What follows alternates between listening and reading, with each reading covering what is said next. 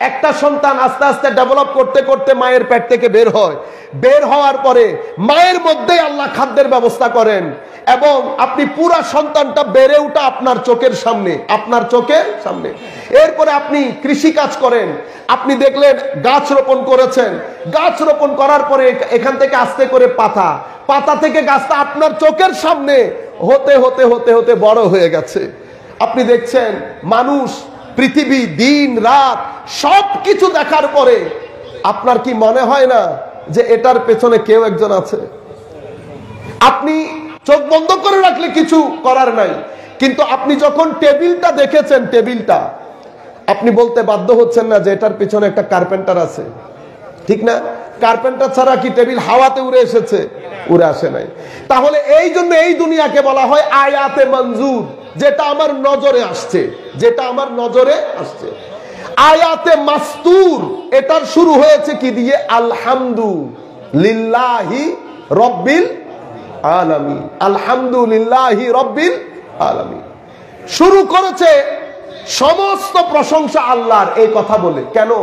কারণ আমার আল্লাহ বলছেন যা কিছু করেছি সবকিছু আমার মাধ্যমে হয়েছে, সুতরাং এখানে কারো প্রশংসা হবে না, প্রশংসা হলে আমি আল্লাহর হবে, প্রশংসা হলে আমি আল্লাহ হবে। বাকি আপনি যার প্রশংসাই করেন শেষ বিকালে এটা আল্লাহর প্রশংসাই হবে। এবং উনি বলছেন আমি রব্বুল আলামিন, আমি কুল আলামিনের পালন কর্তা। কিভাবে পালন করেন আল্লাহ? মা যেমন তার গর্ভের সন্তানকে পালন করেন, ঠিক সেভাবে আমি তোমাদেরকে ছোট থেকে বড় করি, আমি তোমাদেরকে পালন করি। আপনারা বুঝতে পেরেছেন? এভাবে আল্লাহ রাব্বুল আলামিন আমাদের প্রতিপালক, কিয়ামতের দিবসের মালিক এবং নিজের পরিচয় করিয়েছেন আর রহমান আর রাহিম। কি পরিচয় করিয়েছেন? আর রহমান, দুইটার অর্থই দয়ালু। মওলা দয়া কেন? দয়া ছাড়া পালন করা যায় না, দয়া ছাড়া। মা দেখেন না, সন্তানকে যদি দয়া না থাকতো রাতকে রাত না ঘুমিয়ে সন্তান পালন করতে পারতো না। সেই কারণে আল্লাহ নিজের পরিচয় করিয়েছেন আমি পরম দয়ালু, আমি তোমার যা প্রয়োজন তা তোমাকে দান করি, যা প্রয়োজন তা তোমাকে দান করি। আর রহিম, এই রহমতটা কিয়ামতের জন্য। পরকালে আমি সবাইকে রহমত করব না, যাদের যোগ্যতা আছে শুধু তাদেরকে রহমত করব। আপনারা বুঝতে পেরেছেন? আচ্ছা, সম্মানিত উপস্থিতি, আল্লাহ রাব্বুল আলামিন পৃথিবীতে আমরা ছাড়া আরো অনেক সৃষ্টি আল্লাহ করেছেন, কিন্তু মানুষকে আল্লাহ আজীব বানিয়েছেন, মানুষকে আল্লাহ আজীব সৃষ্টি বানিয়েছেন। কেন?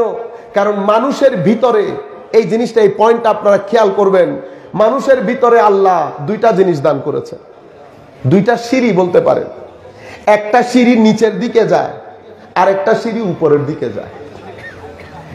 নিচের সিঁড়ি যেটা সেটাকে নাফস বলে। কি বলে? নাফস। উপরের সিঁড়ি যেটা সেটাকে কলব বলে। কি বলে? কলব। মানুষের সামনে আল্লাহ দুটি সিঁড়ি রেখেছেন, কারণ মানুষের ভিতরে আল্লাহ দুইটা মূল জিনিস রেখেছেন। পৃথিবীর অন্যান্য সৃষ্টি যারা আছে প্রত্যেক সৃষ্টির একটা একটা স্টেশন আছে, স্টেশন নাই তো মানুষের নাই। কেন? মানুষ ইচ্ছে করলে উপরে উঠতে উঠতে আসমানে লাগতে পারে, আবার এই মানুষ ইচ্ছে করলে নিচে নামতে নামতে এমন নিচে নামতে পারে যেই নিচের নিচে আর কোনো নিচে নাই। আপনারা বুঝতে পেরেছেন? একটাকে বলে নফসের সিঁড়ি, এটা দিয়ে মানুষ নিচে নামে, আর একটা কলবের সিঁড়ি, এটা দিয়ে মানুষ উপরে উঠে। নফসের সিঁড়িটা কি? নফসের সিঁড়িটা হচ্ছে আপনার লোভ, আপনার লালসা, আপনার ঘৃণা, আপনার অহংকার, আপনার হারামখোরি, আপনার এই যাবতীয় ব্ল্যাক ডট, অন্ধকার সাইড। আপনি দেখছেন না আপনার এক, আমরা বলি 4 করা, আপনারা এখানে কিভাবে হিসাব করেন জানি না, আমরা 864 স্কোয়ার ফিটকে 1 গন্ডা জমি বলি। 1 গন্ডা জমি আপনি কাটতে কাটতে কাটতে কাটতে 1.5 ঘন্টা হয়ে গেছে। এই যে আপনি কাটছেন, আপনি নফসের সিঁড়ি দিয়ে নিচে নামতেছেন। আমার আল্লাহ বলছেন লাকাদ খালাকনাল ইনসানা ফি আহসানি তাকওয়িম সুম্মা রাদাদনাহু আসফালা সাফিলিন। মানুষকে বলেছেন মানুষ খুব দারুণ, আবার এই মানুষকে বলা হচ্ছে মানুষ যখন নিচে নামে তো এমন নিচে নামে যেই নিচের নিচে আর কোনো নিচে নাই। বুঝতে পেরেছেন? তো মানুষ কি করে? নফসের সিঁড়ি দিয়ে নিচে নামতে থাকে। কাউকে ধাক্কা দিল, কাউকে গালি দিল, টাকার কারণে, লোভের কারণে, পাওয়ারের কারণে যা মন চাই করেছেন, যা মন চাই করেছেন।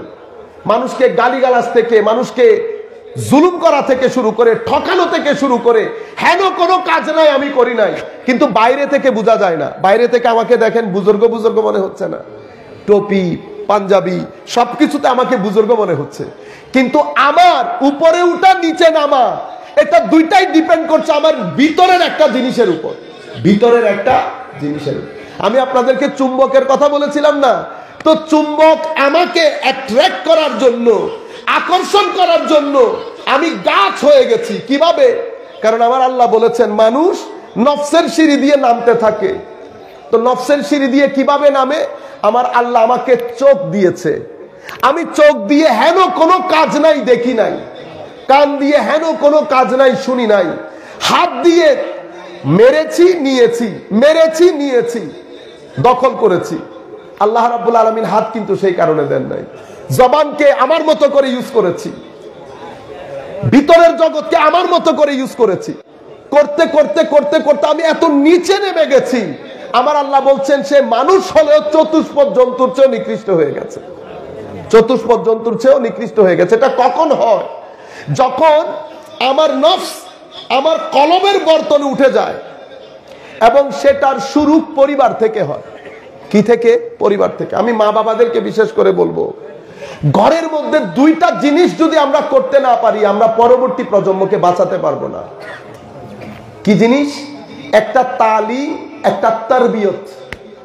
তালিম আমরা করি, কি করি? ছেলেকে বলি না, এই তুমি তোমার চাচার সাথে দেখা হয়েছে, সালাম দিলা না যে, নামাজ পড়লা না যে, তিলাওয়াত করলা না যে। এটা হচ্ছে মুখে বলা, এটা মুখে বলা, এটার নাম তালিম।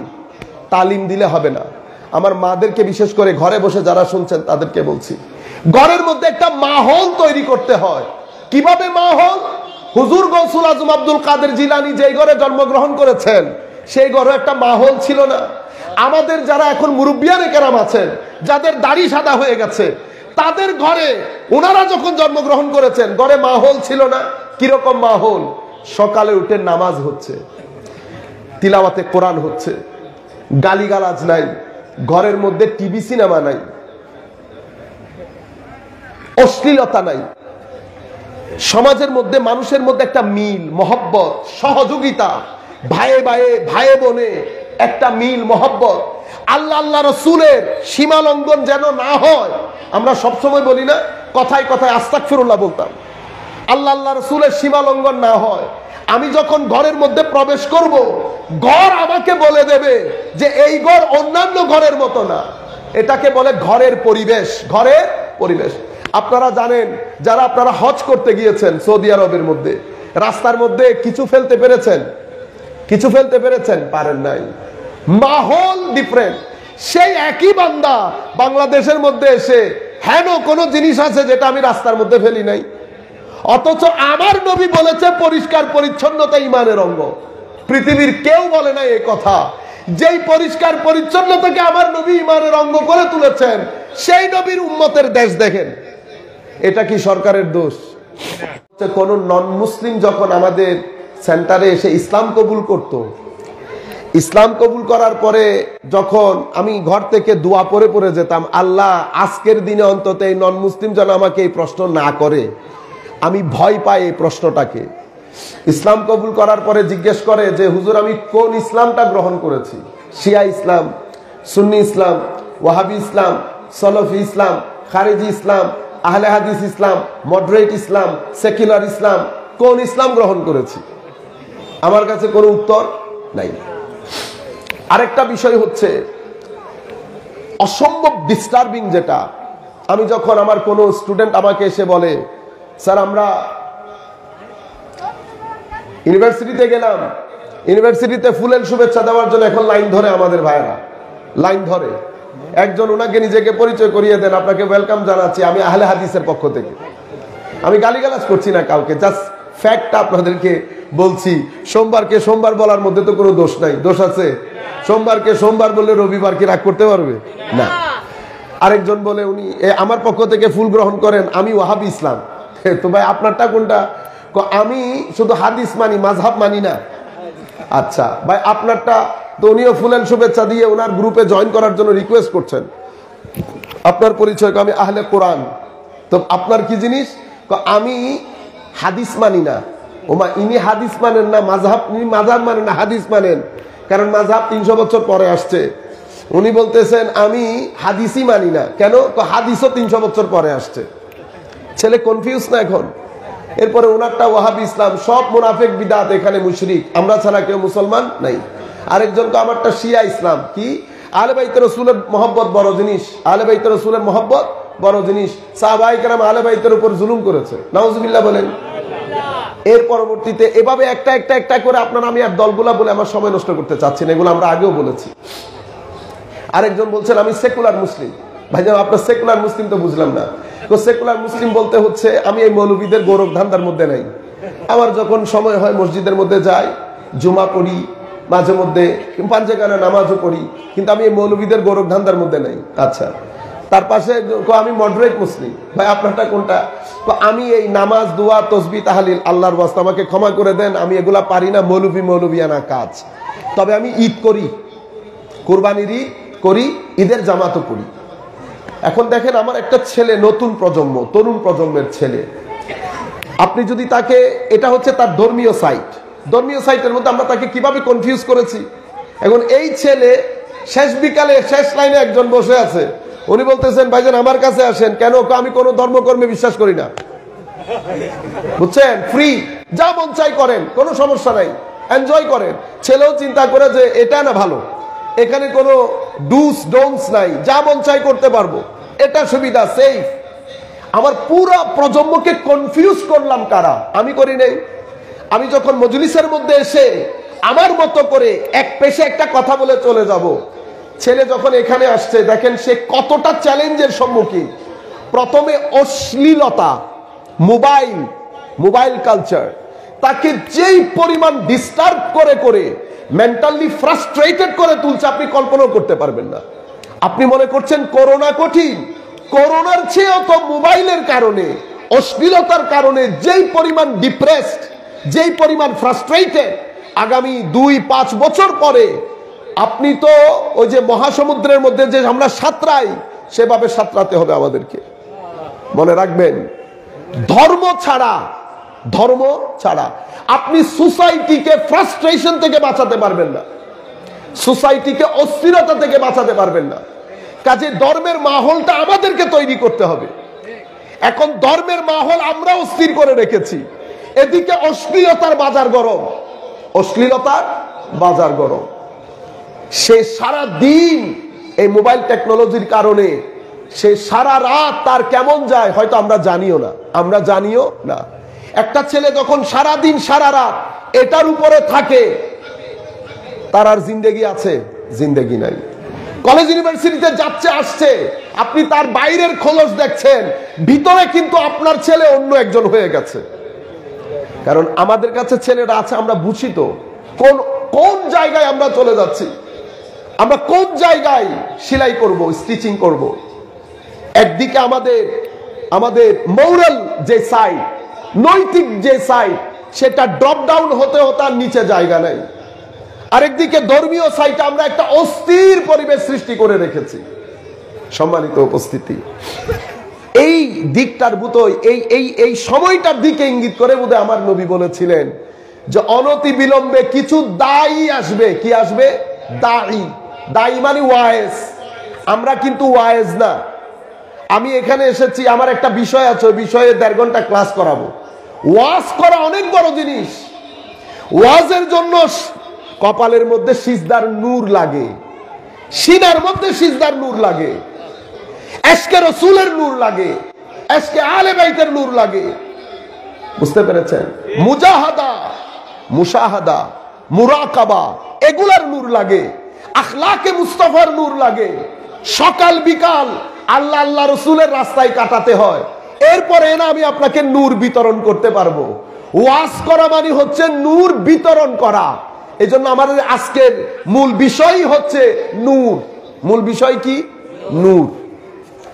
আমাদের পক্ষে এই কাজ করা সম্ভব না। আমাদের উত্তর দক্ষিণ ঠিক নাই, এক কথা বলার সময় 3 বার মিথ্যা কথা বলি, ফারাইজে দিন কোনো আগামাতা নাই, তাহাজ্জুদ তো আমি সমুদ্রে নিক্ষেপ করলাম। তো এমন ব্যক্তি কি ওয়াজ করতে পারে? সংকট কখন তৈরি হয়, সমস্যা কখন তৈরি হয়, ফিতনা কখন তৈরি হয়? যখন এই চেয়ারের মধ্যে আমার মতো অযোগ্যরা বসে ফতোয়া দেওয়া শুরু করবে, তখন সমস্যা তৈরি হবে। কেন জানেন? যেমন তফসিরুল কোরআন মাহফিল, আমি কিন্তু তফসিরুল কোরআন মাহফিলে তফসির করার যোগ্যতা রাখি না, আমার বিষয় আলাদা। মুফাসসির এটা আপনারা আজকে মাথার ভিতরে ঢুকিয়ে সুপার গ্লু দিয়ে লাগাবেন। মুফাসসির তথা তফসির করা এটা অনেক বড় জিনিস। কে করবেন এই কাজ? যেই ব্যক্তির কাছে সনদ নাই, কি নাই? সনদ নাই, সেই ব্যক্তি এই চেয়ারে বসতে পারবে না তফসির করার জন্য। আপনি যখন পার্লামেন্ট মেম্বার হয়েছেন, একটা সনদ লেগেছে, আমি কি গিয়ে বসতে পারবো? আমি যদি আমার 100 কোটি টাকা খরচ করে দিয়ে দেই কাউকে, আমি পার্লামেন্ট মেম্বারের চেয়ারে গিয়ে কোনো বক্তব্য রাখতে পারবো? কেন? কারণ এটা টাকার বিষয় না, শরীরের বিষয় না, পরিবারের বিষয় না, শিক্ষার বিষয় না, সনদের বিষয়। সনদ কে দেয়? জনগণ দেয়। তো এখানে যিনি তফসির করবেন, ওনার একটা সনদের দরকার হয়। কি সনদ? কার কাছে পড়েছেন, উনি কার কাছে পড়েছেন, এই সনদ যেতে যেতে যেতে আবার নবী পর্যন্ত যেতে হবে। এটাকে কি বলে? সনদ। আমরা কি বলি? এই সনদের জন্য উলামায়ে কেরাম, এই কেউ তাশকন্দ থেকে মিশরে যান, মিশর থেকে নর্থ আমেরিকাতে যান একটা সনদের জন্য, কিচ্ছু না, শুধু উলামায়ে কেরামের কাছে 3-4 পেজ পড়বে, পড়ে উনি উনার সনদের মধ্যে সিগনেচার করে দিয়ে দেবে, এতটুকুন জিনিস। তাহলে আমি কার কাছে পড়েছি, আমার কাছে কে পড়েছে, বুঝতে পেরেছেন? যেমন আমাদের হাশিমি সাহেব হুজুরের চট্টগ্রামে, আমি তো লোকাল উলামায়ে কেরামকে চিনি না, যদি চিনতাম ওনাদের এক্সাম্পল দিতাম। হাশিমি সাহেব হুজুর, হুজুর আপনি কার কাছে পড়েছেন? আমি পড়েছি মুফতি আমিনুল ইহসানের কাছে। বুঝতে পেরেছেন? এখন সিনার মধ্যে ধক করে উঠে নাই, মুফতি আমিনুল ইহসানের ছাত্র। হুজুর আপনার কাছে কে পড়েছে? শেরে মিল্লাত উবাইদুল হক নঈমি, শেখ আজিজুল হক আল কাদরি, মুফতি নূরুল মুনাব্বার, জগৎ বিখ্যাত উলামায়ে কেরাম আমার ছাত্র। এরপর আমি সনদ দেখলাম, আমিনুল ইহসানের শিক্ষক যিনি জগৎ বিখ্যাত আলেম, এরকম বড় আলেমের সনদপ্রাপ্ত ছাত্র যখন চেয়ারে বসে কথা বলে, তখন ফিতনা হয় না, তখন ফিতনা হয় না। কেন? কারণ তাদের কাছে ইলম আছে, তাদের কাছে সিজদার নূরও আছে, সিজদার নূরও আছে, ইখলাসের নূর, তাকওয়ার নূর, ওয়ারার নূর, সিনার ভিতরে নূর রাখেন, সারা দিন লাইব্রেরির মধ্যে কিতাবের মধ্যে ডুবে থাকেন। এমন ব্যক্তি যখন মজলিসে কথা বলে, তো ওনাদের মুখ দিয়ে যত্র তত্র ফতোয়া বের হয় না, কথা যেগুলো বের হয় কথার মধ্যে ওয়েট থাকে, এই কথার মাধ্যমে ফিতনার সৃষ্টি হয় না, আমার মাধ্যমে হয়। কেন? কারণ প্রথমে আমি সনদহীন, যে বিষয় বলতে এসেছি সেই বিষয়ের আগেও জানি না, গোড়াও জানি না। যখন আপনি চিনবেন না, আমি আমাদের এমপি মহোদয়কে যদি আমাদের চট্টগ্রামে নিয়ে যায়, কেউ চিনবেন উনাকে? চেয়ারও দেবেন না, হয়তো কোনার মধ্যে বসে থাকবেন। কিন্তু যখন পরিচয় করিয়ে দেব, কি হবে? সবাই চেয়ারটা ছেড়ে উনাকে সামনে বসাবেন না। কেন? কারণ সম্মানের জন্য চিনতে হয়, সম্মানের জন্য। না জানলে কেন সম্মান করবেন? সম্মানের জন্য চিনা জরুরি। এখন আমি তফসির করছি, আমি তফসির কি জিনিস জানি না, আমি আপনাকে কি বুঝাবো? আপনারা বুঝতে পেরেছেন? সেই কারণে যত্র তত্র ফতোয়া হচ্ছে। আরেক সমস্যা, ফিতনার বাজার গরম হয়েছে, ভাইরাল বক্তা। কি বক্তা? আমাদের আমাদের তরুণ প্রজন্ম, আমি বুঝি না মাঝে মধ্যে আপনাদের অবস্থা। বড় বড় আলেম স্টেজের এক কোনায় বেচারা দুর্বল হয়ে গেছে, বেচারা দুর্বল। সেদিন চট্টগ্রামে আমি আসছি, আমি আগ থেকে বলে দিয়েছি খবরদার আওয়াজ হবে না। আমার দাদার বয়সী আলেম বক্তব্য রাখছে, এত বড় আলেম মুফতি আহমদ হোসেন কাদরি। ছেলেরা কি আর মানে?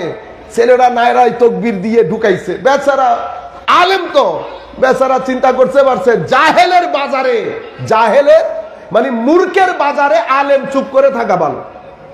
তো উনি বেচারা চুপ করে আছে। আমি উঠেছি, উঠার পরে আমার যতটুকুন ধোলাই দেওয়ার কথা অতটুকুন ধোলাই দেওয়ার পরে কিন্তু হয় না। আমরা ঠিক কোন জায়গায় যাচ্ছি, কোথায় যাচ্ছি আমরা নিজেরাও জানি না, আমাদের ডাইরেকশন কোথায়। আমরা ফেসবুক ইউটিউবের মধ্যে একটা বক্তব্য নিয়ে নিলাম, আমি একবার চিন্তাও করলাম না উনি আসলে লেখাপড়া কোথায় করেছেন, ওনার সনদ কি। আপনি কি অনলাইন থেকে হার্ট স্পেশালিস্ট কেউ যদি আপনাকে প্রেসক্রাইব করে নিয়ে ফেলবেন? কেন? আমার নবী বলেছেন কিছুদিন পরে কিছু দায়ী বের হবে, এটা মুসলিম শরীফের রিওয়ায়াত। দায়ী কি করবে? তো দায়ী জাহান্নামের দরজায় দাঁড়ানো থাকবে। আপনি এখন আমাকে কোথায় দেখছেন? স্টেজে না, সম্মানের চেয়ারে, কিন্তু আপনারা আর আমাদের চোখের মধ্যে তো পর্দা আছে, বাইরে দেখি না। কিন্তু আমার নবী বলছেন জাহান্নামের দরজায় দাঁড়ানো, যারা তাদের ডাকে সাড়া দেবে তারাও জাহান্নামে নিক্ষিপ্ত হবে। আমার নবী এই জমানার, তখন এই হাদিসের মধ্যে আমাদের একটা ডাইরেকশন দিয়েছেন আমার নবী। হযরত হুযায়ফা বলছেন, ইয়া রাসূলুল্লাহ, যদি ঘটনা এরকম হয় তো আমরা চিনব কিভাবে? আমার নবী বলছেন, চিনার কথা বলছো, কথা আমাদের মতো করে বলে, দেখতে আমাদের মতো, মানে ড্রেসও এরকম হবে, কথা কোরআন সুন্নাহ থেকে বলবে। তো ইয়া রাসূলুল্লাহ সাল্লাল্লাহু আলাইহি ওয়াসাল্লাম আমার জন্য একটা অ্যাডভাইস করেন ইয়া রাসূলুল্লাহ। আমার নবী বলছে, অ্যাডভাইস হচ্ছে ফাউজিম জামাআতাল মুসলিমিন, মুসলমানদের মধ্যে যারা সংখ্যাগরিষ্ঠ তাদের সাথে লেগে যাও, তাদের থেকে বিচ্যুত হইও না। তখন উনি বলছেন, ইয়া রাসূলুল্লাহ সংখ্যাগরিষ্ঠ কারা সেটা যদি না বুঝি, কারণ অনলাইন ফেসবুক ইউটিউবের মধ্যে এমন ভাবে ছড়াছড়ি হবে, সংখ্যাগরিষ্ঠ কারা সেটাও বুঝবো না। আমার নবী কি বলেছেন জানেন? আমার নবী বলেছেন, যদি বুঝে না আসে কারা সংখ্যাগরিষ্ঠ তো কারো সাথে যাওয়ার দরকার নাই। ফাতাজিল তিলকাল ফিরাক কুল্লাহা, সমস্ত ফিরকা থেকে নিজেকে গুটিয়ে নাও, কারো সাথে যাওয়ার দরকার নাই। ঘরে থাকো, যদি গাছের শিকড় খেয়েও জীবন ধারণ করতে হয় গাছের শিকড় খেয়ে জীবন ধারণ করো, কোন দলের সাথে যুক্ত হতে যেও না। এটা একটা হাদিস। এখানে আমার নবী একটা ডাইরেকশন দিয়েছেন কি, সমাজে উম্মতে মুসলিমার সংখ্যাগরিষ্ঠ যেদিকে, আমার নবী আমাদেরকে সেখানে থাকতে বলেছেন। কেন? কারণ সাধারণ মুসলমান কোনটা ভালো কোনটা মন্দ এটা তো আমরা কোরআন সুন্নাহ থেকে বের করতে পারবো না। বুঝতে পেরেছেন? আমাদেরকে কি দেখতে বলেছেন? সংখ্যাগরিষ্ঠ। আবার আরেক হাদিসের মধ্যে আমার নবী বলেছেন, সংখ্যাগরিষ্ঠের উপর আমার আল্লাহর কুদরতের হাত থাকে। সংখ্যাগরিষ্ঠ কখনো পথভ্রষ্টতার উপর ঐকমত্য পোষণ করে না। উম্মতের সংখ্যাগরিষ্ঠ মাযহাব অনুসরণ করে, উম্মতের সংখ্যাগরিষ্ঠ ঈদে মিলাদুন নবী পালন করে, উম্মতের সংখ্যাগরিষ্ঠ শবে বরাত করে, উম্মতের সংখ্যাগরিষ্ঠ তারাবির মধ্যে 20 রাকাত পড়ে, যেগুলা নিয়ে আমাদের ফিতনা ফাসাদে। আমি আপনাকে বলবো, বেটা আপনার পড়তে ইচ্ছে না করলে না পড়েন, কিন্তু আপনি মসজিদের মধ্যে আল্লাহর ওয়াস্তে ফিতনা করিয়েন না। আমাদের নতুন প্রজন্মকে ডিস্টার্ব করার দরকার নাই। আপনার পড়তে ইচ্ছে না করলে না পড়েন। উম্মতে মুসলিমা উত্তর থেকে দক্ষিণ যেখানেই যান উম্মত মাযহাব অনুসরণ করে। কয় ভাগ? 100 ভাগের মধ্যে 99.99 ভাগ লোক মাযহাব অনুসরণ করে। শবে বরাত সেম, ঈদে মিলাদুন নবী সেম, ইসালে সোয়াব সেম, উরস সেম। পৃথিবীর যেই প্রান্তে যাবেন যান। ফিতনা যখন বাজারে শুরু হয়েছে আমার নবী দুনিয়া থেকে যাওয়ার পরে, এই ফিরকা, আপনারা যখন ওই যে পাইপ দিয়ে পুকুর থেকে পানি টেনে এনে রিজার্ভ টাঙ্কিতে ফেলেন না, পাইপ দিয়ে পানি এনে ওই পাইপ দিয়ে মাঝখানে একটু ছিদ্র হয়ে পানি বের হয়ে যায় না, যেটা বের হয়ে যায় এটাকে ফিরকা বলে, যেটা বের হয়ে যায় এটাকে ফিরকা বলে। আর পাইপ দিয়ে যে পানিটা এসে রিজার্ভ টাঙ্কিতে পড়ে এটাকে মেইন স্ট্রিম বলে। কি স্ট্রিম? মেইন স্ট্রিম, মানে বেশিরভাগ। তো কিছু জিনিস বের হয়ে গেছে আমাদের এখান থেকে। তবে আমাদের উম্মত রাসূল পাক সাল্লাল্লাহু আলাইহি ওয়াসাল্লামের পরে আজকের এই মুহূর্ত পর্যন্ত উম্মতের মধ্যে ঐক্যমত্য সাধিত হয়েছে, এবং সেই ঐক্যমত্য সাধিতে যেই একাডেমিক বা আকাইদি নাম, আমরা সেটাকে আহলুস সুন্নাহ ওয়াল জামাআহ বলি। আহলুস সুন্নাহ ওয়াল জামাআহ কিসের উপর? আকীদায়ে আহলে সুন্নাত, মাযহাব এবং নিসবতে আউলিয়া, এই তিনটার জিনিসের উপর উম্মত ঐক্যমত্য পোষণ করেছে সেই যুগ থেকে এই যুগ পর্যন্ত। আপনারা বুঝতে পেরেছেন?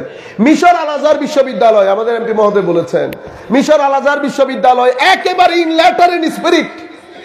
আমরা যে আকীদায় বিশ্বাসী, ওনারাও সে, আমরা কিয়াম করি, তারাও কিয়াম করে। সিরিয়াতে যান একই, দামেস্কে যান একই, প্যালেস্টাইনে যান একই, ইয়েমেনে যান একই। শুধুমাত্র ওই যে তেল পাওয়া মধ্যপ্রাচ্যের 2-3টা দেশ সরকারিভাবে, কিন্তু আপনি যদি ভিতর দিয়ে যান, ভিতরে ঢুকেন, যেমন আপনাদেরকে বলি, কাবা শরীফের 5 মাইল দূরে, কাবা শরীফের, মক্কা শরীফের 5 মাইল উত্তরে বোধহয় আমাদের একটা রাস্তা আছে, রাস্তার নামই উনার নাম, শারে আলভী আল মালিকি, আলভী আল মালিকি স্ট্রিট। ওনার দরবার, ওনার আব্বা ইন্তেকাল করেছেন, উনি ইন্তেকাল করেছেন, কিন্তু ওনার দরবার এখনো পর্যন্ত কুল কায়নাতের মুফতি মুহাদ্দিস গিয়ে সেখান থেকে সনদ নেয়। আমরা গিয়েছিলাম 2002-এ, হুজুর তখন জিন্দা ছিলেন, হুজুর তখন জিন্দা ছিলেন। হারেম শরীফের মধ্যে ইলমে হাদিস, ইলমে কোরআন, ইলমে তাসাউফের দর্স দিতেন। আমরা গেলাম, সনদ নিলাম, সেখানে দর্সের মধ্যে বসলাম, মিলাদ কিয়াম সব কিছু হচ্ছে। সরকার ওনাকে, ওই সৌদি সরকার ওই জায়গাটা ওনাকে চৌহদ্দির মধ্যে বলেছে, যা করবেন চৌহদ্দির মধ্যে। আপনারা বুঝতে পেরেছেন? এই কথাগুলা বলার মূল কারণ হচ্ছে আমাদের যে প্রেক্ষাপট তৈরি হয়েছে এমপি মহোদয়ের বক্তব্যের কারণে। আমরা চাচ্ছি যে এই জিনিসগুলা কিছু কিছু জিনিস আপনাদেরকে ক্লিয়ার করি। শেষ পর্যন্ত আমার নবী সাল্লাল্লাহু আলাইহি ওয়াসাল্লাম বলেছেন, এই হাদিস যখন পড়ি তখন ইচ্ছে করে পাহাড়ের দিকে চলে যায়। আমার নবী বলেছেন, এমন একটা সময় আসবে ঈমান পুরা পৃথিবী থেকে পলায়ন করে মদিনা শরীফ চলে আসবে। আজীব বিষয় না? আন্নাল ঈমান ইয়ারিজু ইলাল মদিনা কামা তারিজুল হাইয়াতু ইলা জুহরিহা। পুরা পৃথিবী থেকে ঈমান পলায়ন করে মদিনা শরীফ চলে যাবে, যেভাবে সাপ পলায়ন করে গর্তে ঢুকে যায়। কেন? ইয়া রাসূলুল্লাহ, মসজিদ থাকবে না, মাদ্রাসা থাকবে না, মুসলমান থাকবে না, এত মুসলমান, কোথাও ঈমানের জায়গা হবে না। আপনারা বুঝতে পেরেছেন? এই আখেরি যুগের এই ফিতনা। তো সেই যুগের মধ্যে 2 জন, মানে সমাজের মধ্যে যখন পছন ধরে, তো 2 জন প্রথমে পৌঁছে যায়, একজন বিচারক আর একজন জ্ঞানী, একজন বিচারক আর একজন জ্ঞানী। সমাজের মধ্যে যখন এই 2 শ্রেণী পৌঁছে যায়, এই পচন পুরা সমাজকে পচিয়ে ফেলে। আমার নবী আরেক riwayতের মধ্যে বলেছেন, এমন একটা সময় আসবে 3টা জিনিস তো সোসাইটি থেকে উঠেই যাবে। কি ইয়া রাসূলুল্লাহ? ইখলাস উঠে যাবে, একনিষ্ঠতা, একনিষ্ঠতা। এবং সমাজের মধ্যে আলেমরা, আমাদের কথা বলেছে, আলেমরা আসমানের নিচে জমিনের উপরে সবচেয়ে খারাপ মানুষ আলেমরা হবে, আমাদের কথা বলেছে। কেন? ফিতনা আমাদের মাধ্যমে ছড়াচ্ছে। আল্লাহ রাব্বুল আলামিন আমাদেরকে বাঁচিয়ে রাখুন। আমরা আমাদের বক্তব্য এখান থেকে শুরু করি। আমার ভাইরা, ইনশাআল্লাহ আল্লাহ বাঁচাবেন, আল্লাহ বাঁচাবেন। আমার ভাইরা, আপনারা জানেন এই যে একটা লাইট দেখছেন না, লাইটটা কিন্তু জ্বলছে কিসের কারণে? কানেকশনের কারণে। কিসের কারণে? কানেকশন যদি লস হয়, লাইটটা আর জ্বলবে না, লাইটটা জ্বলবে না কানেকশন লস হওয়ার কারণে। কিন্তু আরেক জায়গায় নিয়ে যদি কানেকশন দেন, আবার জ্বলবে। তাইলে বোঝা যায় কানেকশন গুরুত্বপূর্ণ জিনিস। একটা হচ্ছে নিজে জ্বলার যোগ্যতা, আরেকটা হচ্ছে কানেকশন নেওয়া। কানেকশন গুরুত্বপূর্ণ জিনিস। কানেকশন ছাড়া উনি ওনার যোগ্যতার বহিঃপ্রকাশ ঘটাতে পারে না। আপনারা সুই চিনেন? সুই যদি আমি এখন এখানে ফেলে দেই, সুই যেভাবে ফেলবেন সেভাবে পড়ে থাকবে, ডাইরেকশন পরিবর্তন করতে পারবে না। পারবে? সুইকে যেভাবে ফেলবেন সেভাবে। সুই কিন্তু ডাইরেকশন পরিবর্তন করতে পারে না। আপনারা কম্পাস চিনেন? কম্পাস, আমরা যে দূর দূরান্তে গেলে ক্যাবলা চেক করি না, ক্যাবলা। আমরা গেলাম ধরেন ময়মনসিংহ, ক্যাবলা চেক করব, ওই যেই সুই এর আগে স্টেজে ফেলে রেখেছি, ডাইরেকশন পরিবর্তন করতে পারে নাই, যেভাবে ফেলেছি সেভাবে। কিন্তু সেই সুই যখন কম্পাসের মধ্যে ঢুকিয়ে দিয়েছি, কম্পাস যখন এভাবে ধরলাম, কম্পাস দেখি উত্তর দক্ষিণ হয়ে গেছে। সুই কি হয়ে গেছে? উত্তর দক্ষিণ। সুই উত্তর দক্ষিণ হয়ে যায় না কম্পাস ধরলে? আপনারা ক্যাবলা নিয়ম, ক্যাবলা যখন দেখেন, ক্যাবলাকে দেখার জন্য এভাবে যখন ধরবেন, সুই এটা ঘুরে উত্তর দক্ষিণ হয়ে যায়। ওমা, ঘটনা কি? সুই নিচেরটা নিচে ফেললে নিচে পড়ে থাকে, ডাইরেকশন পরিবর্তন করতে পারে না। কিন্তু এটা যখন কম্পাসের মধ্যে রাখি, এটা দেখি উত্তর দক্ষিণ হয়ে যায়, যেটার মাধ্যমে আমি পূর্ব পশ্চিম নিশ্চিত হই। বুঝতে পেরেছেন? এটা যখন উত্তর দক্ষিণ হয়ে যায় আমি বুঝতে পারি পূর্ব পশ্চিম, আমি বুঝতে পারি পূর্ব পশ্চিম। কেন? কারণ হচ্ছে এই দুনিয়ার মধ্যে আপনি দেখছেন না, এই পৃথিবী আমার, যেখানে আমি বসবাস করি সেখানে চুম্বক আছে। কি আছে বলেন? চুম্বক। চুম্বক আমরা দেখেন না টেবিলের মধ্যে একটা, আপনারা একটু ধৈর্য দিয়ে শুনবেন, এরপরে ভালো লাগবে, আমি ব্যাকগ্রাউন্ডটা তৈরি করি। চুম্বক ছোট, আমাদের ছেলেরা পয়সা দিয়ে চুম্বক দিয়ে খেলে না, এটা ছোট। এটা যদি বড় হয় কি হবে? প্যারেকে খেলে থাকতে পারবে? পারবে না তো, দৌড় দিয়ে চুম্বকের কাছে আসবে। চুম্বক যদি আর একটু বড় হয় কি হবে? চুম্বক যদি আর একটু বড় হয় আপনি আধা মাইল এরিয়ার মধ্যে থাকতে পারবেন, তবে গাছ হলে পারবেন। যদি গাছ হন তাইলে আপনি কোথায় আছেন এটা ব্যাপার না। যদি প্যারেক হন মানে আকর্ষিত হওয়ার সামর্থ্য যদি থাকে, গাছ হইলে তো হবে না। গাছ হইলে আপনি যত কাছেই থাকেন আকর্ষণ করবে। চুম্বকের সামনে গাছ ধরে রাখলে আকর্ষণ করবে? করবে? তাইলে বোঝা যাচ্ছে গাছকে আকর্ষণ করে না। আকর্ষণ করার জন্য আকর্ষিত হওয়ার যোগ্যতা থাকতে হয়, সবাইকে আকর্ষণ করে না। তাইলে বড় চুম্বক, বড় প্যারেক পড়ে আছে 10-12 হাত দূরে, চুম্বকের টানে প্যারেক কোথায়? চুম্বকের সাথে লেগে গেছে না? লেগে গেছে। এটাকে মাধ্যাকর্ষণ শক্তি বলে। উপর থেকে জিনিস নিচে পড়ে যায় যে এই কারণে, উপর থেকে জিনিস, এটা কিন্তু আমরা দেখি না। আমরা দেখেছি? কেউ দেখি না। যেভাবে আল্লাহ নজরে আসে না সেভাবে এই শক্তিটাও নজরে আসে না, কিন্তু আমরা দেখছি ঘটনা ঘটছে। চুম্বকের টানে প্যারেক চুম্বকের সাথে লেগে গেছে, কিন্তু কি কারণে লেগেছে সেটা বুঝছি না। চুম্বক যে লেগে গেছে সেটা বুঝতে পেরেছি। বুঝতে পেরেছেন? কম্পাস এভাবে করলো কেন? এভাবে করেছে কারণ পৃথিবীতে দুইটা পোল, আমি আপনারা বোঝার জন্য বলি, দুইটা দিক আছে, একটাকে নর্থ পোল, একটাকে সাউথ পোল বলে। এই দুই জায়গার সাথে এটার একটা নিসবত, সম্পর্ক, রপ্ত আছে। সম্পর্ক না থাকলে চোখের পানি পড়বে। পৃথিবীতে কত মানুষ ইন্তেকাল করে, আমাদের ভিতরে হু হু করে উঠে না কেন? আমার সাথে কি নাই? রপ্ত নাই, কানেকশন নাই, নিসবত নাই। তো নিসবত থাকলে যত দূরেই থাকেন না কেন ভিতর জ্বলে উঠবে, ভিতর জ্বলে উঠবে। কম্পাস এখানে, নর্থ পোল অনেক দূরে, সাউথ পোল অনেক দূরে, কিন্তু কম্পাসের ভিতরে একটা জিনিস রেখেছে, সেই জিনিস ওইটার সাথে কানেক্টেড, রপ্ত আছে। তো কম্পাসকে যখন এভাবে ধরা হয় তখন এটা উত্তর দক্ষিণ নিজের ক্যাবলা পরিবর্তন করে ফেলে। আপনারা বুঝতে পেরেছেন? ক্যাবলা পরিবর্তন করে ফেলে। এটা তো একটা, এটা দুনিয়ার শক্তি।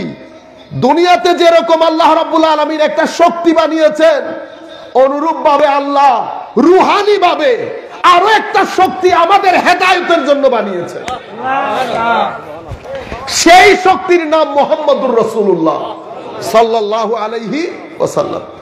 সেই শক্তিটা আল্লাহ রাব্বুল আলামিন মদিনায়ে মুনাওয়ারায় রেখেছেন। এটা হচ্ছে আল্লাহ রাব্বুল আলামিনের পক্ষ থেকে পাওয়া, আল্লাহর পক্ষ থেকে দেওয়া।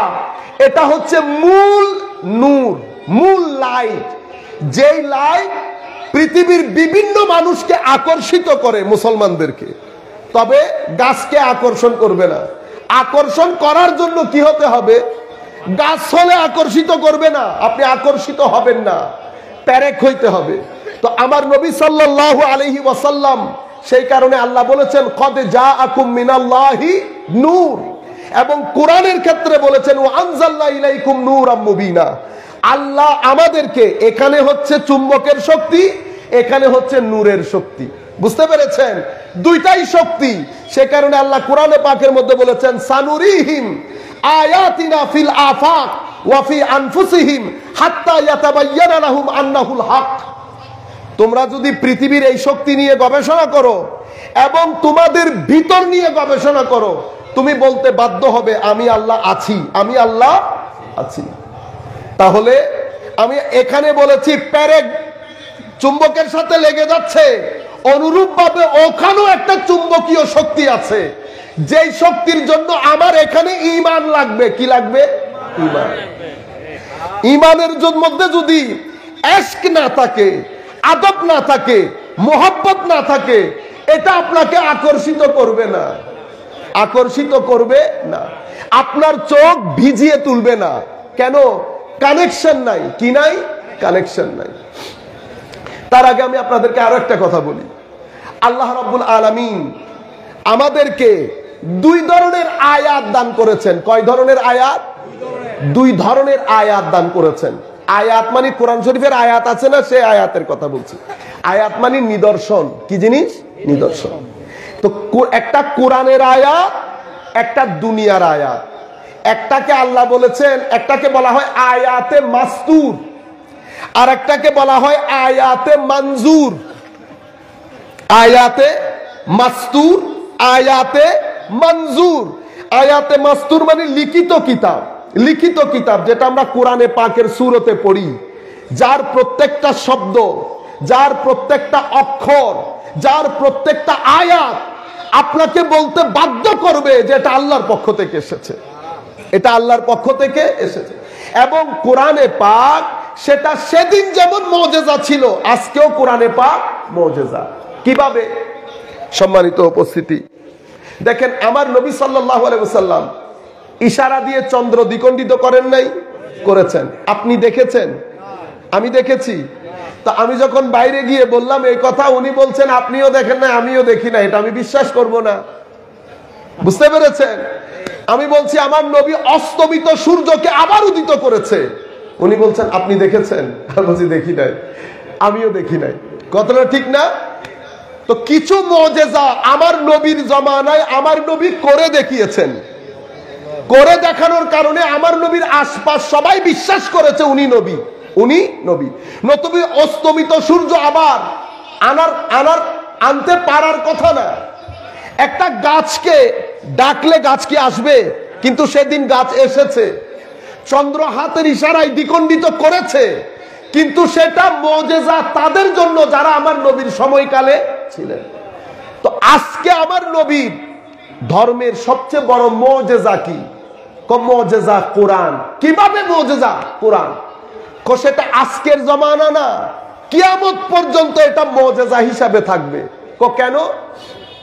আমি দ্রুত একটা কথা বলে পেরি, রিপিট করছি, কথাটা আগেও বলছি আমরা।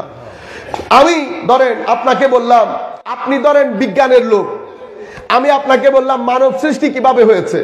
আপনি বলছেন মানব সৃষ্টি হয়েছে দুই ভাবে। প্রথমে মানুষকে মাটি দিয়ে সৃষ্টি করা হয়েছে, এই এই এই এই ধাপ, মাটি, পানি, আপনি আপনার মতো 7টা ধাপ বলেছেন।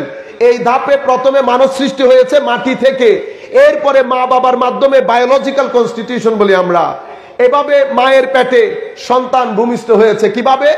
প্রথমে পানি, পানি থেকে এই এই এই এই ধাপ। আচ্ছা, কখন জানতে পেরেছেন? উনি বলেছেন এটা আমরা জানতে পেরেছি আজ থেকে 70-80 বছর আগে। আচ্ছা, এই এক্সাক্ট কথা যদি আমি আমাদের কোরআনের মধ্যে আপনাকে দেখাতে পারি যেটা 1400 বছর আগে এসেছে, আপনি বিশ্বাস করবেন? উনি বলবেন এটা হতে পারে না, এটা হতে পারে না। কেন? কারণ মুজিজার সামনে আপনি আপনার মুখ খুলতে পারবেন না। আমি যখন উনাকে এটা দেখালাম, উনি অবাক হয়ে গেছেন। কোরআনে পাকের মধ্যে যেটা আমরা 80 বছর আগে জেনেছি, সেটা কোরআন আমাদেরকে 1400 বছর আগে বলছে। তাহলে এটা আল্লাহর কিতাব ছাড়া কোন মানুষের পক্ষে বলা সম্ভব না। এটাকে মুজিজা বলে। এটাকে, যেটা যেমন আগুনের কাজ পুড়িয়ে ফেলা, আগুন যদি না পুড়ায় তাহলে এটাকে আমরা কি বলবো? মুজিজা। এটাকে কি বলবো? মুজিজা। মানে এমন ঘটনা যেটা স্বাভাবিকভাবে ঘটে না, যেটা মানুষদেরকে একটা চ্যালেঞ্জের মুখে ফেলে দেয়, সেটাকে মুজিজা বলে। মানুষ যেটা করে দেখাতে পারে না, সেটাকে মুজিজা বলে। বুঝতে পেরেছেন? আরেকটা জিনিস কোনটা? আচ্ছা, আপনারা পৃথিবীর সৃষ্টি সম্পর্কে জানেন? জানি। বলেন তো। উনি বলেছেন পৃথিবী এভাবে এভাবে এভাবে এভাবে সৃষ্টি হয়েছে। কখন জানতে পেরেছেন? 70-80 বছর আগে। আল্লাহ একই কথা আমার নবী কোরআনের মধ্যে 1400 বছর আগে বলেছেন। বুঝতে পেরেছেন? এই কারণে আমি জাস্ট এমনিতে একটা দুইটা গ্লিমস দিলাম। এই কারণে কোরআন সর্বকালের জন্য মুজিজা, সর্বকালের জন্য মুজিজা। কেন? কারণ কোরআনের প্রত্যেকটা আয়াত, প্রত্যেকটা শব্দ আপনাকে বলতে বাধ্য করবে যে এটা যার পক্ষ থেকে এসেছেন উনি সকলের স্রষ্টা। এই কারণে কোরআনকে নিদর্শন বলে। আরেকটা নিদর্শনকে বলে আয়াতে মঞ্জুর। এটা আপনি দেখছেন, কি দেখছেন? প্রত্যেকদিন সকালবেলা আপনি দেখছেন সূর্য উদিত হচ্ছে, দিন, অতঃপর রাত, রাতের মধ্যে আপনার ঘুম চলে আসে, দিনের মধ্যে আপনার ভিতরে একটা শক্তি আসে। আপনি বিয়ে করার পর আপনারা দেখছেন সন্তান ভূমিষ্ঠ হচ্ছে। কিভাবে? একটা সন্তান আস্তে আস্তে ডেভেলপ করতে করতে মায়ের পেট থেকে বের হয়, বের হওয়ার পরে মায়ের মধ্যেই আল্লাহ খাদ্যের ব্যবস্থা করেন এবং আপনি পুরা সন্তানটা বেড়ে ওঠা আপনার চোখের সামনে, আপনার চোখের সামনে। এরপরে আপনি কৃষি কাজ করেন, আপনি দেখলেন গাছ রোপণ করেছেন, গাছ রোপণ করার পরে এখান থেকে আস্তে করে পাতা, পাতা থেকে গাছটা আপনার চোখের সামনে হতে হতে হতে হতে বড় হয়ে গেছে। আপনি দেখছেন মানুষ, পৃথিবী, দিন রাত সবকিছু দেখার পরে আপনার কি মনে হয় না যে এটার পেছনে কেউ একজন আছে? আপনি চোখ বন্ধ করে রাখলে কিছু করার নাই, কিন্তু আপনি যখন টেবিলটা দেখেছেন, টেবিলটা আপনি বলতে বাধ্য হচ্ছেন না যে এটার পেছনে একটা কার্পেন্টার আছে, ঠিক না? কার্পেন্টার ছাড়া কি টেবিল হাওয়াতে উড়ে এসেছে? উড়ে আসে নাই। তাহলে এই জন্য এই দুনিয়াকে বলা হয় আয়াতে মঞ্জুর, যেটা আমার নজরে আসছে, যেটা আমার নজরে আসছে। আয়াতে মাস্তুর, এটার শুরু হয়েছে কি দিয়ে? আলহামদুলিল্লাহি রব্বিল আলামিন, আলহামদুলিল্লাহি রব্বিল আলামিন। শুরু করেছে সমস্ত প্রশংসা আল্লাহর এই কথা বলে। কেন? কারণ আমার আল্লাহ বলছেন যা কিছু করেছি সবকিছু আমার মাধ্যমে হয়েছে, সুতরাং এখানে কারো প্রশংসা হবে না, প্রশংসা হলে আমি আল্লাহর হবে, প্রশংসা হলে আমি আল্লাহ হবে। বাকি আপনি যার প্রশংসাই করেন শেষ বিকালে এটা আল্লাহর প্রশংসাই হবে।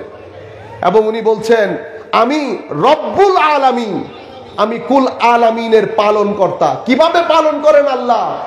মা যেমন তার গর্ভের সন্তানকে পালন করেন, সেভাবে আমি তোমাদেরকে ছোট থেকে বড় করি, আমি তোমাদেরকে পালন করি। আপনারা বুঝতে পেরেছেন? এভাবে আল্লাহ রাব্বুল আলামিন আমাদের প্রতিপালক, কিয়ামতের দিবসের মালিক এবং নিজের পরিচয় করিয়েছেন আর রহমান আর রাহিম। কি পরিচয় করিয়েছেন? আর রহমান, দুইটার অর্থই দয়ালু। মওলা দয়া কেন? দয়া ছাড়া পালন করা যায় না। দয়া ছাড়া, মা দেখেন না সন্তানকে যদি দয়া না থাকতো রাতকে রাত না ঘুমিয়ে সন্তান পালন করতে পারতো না।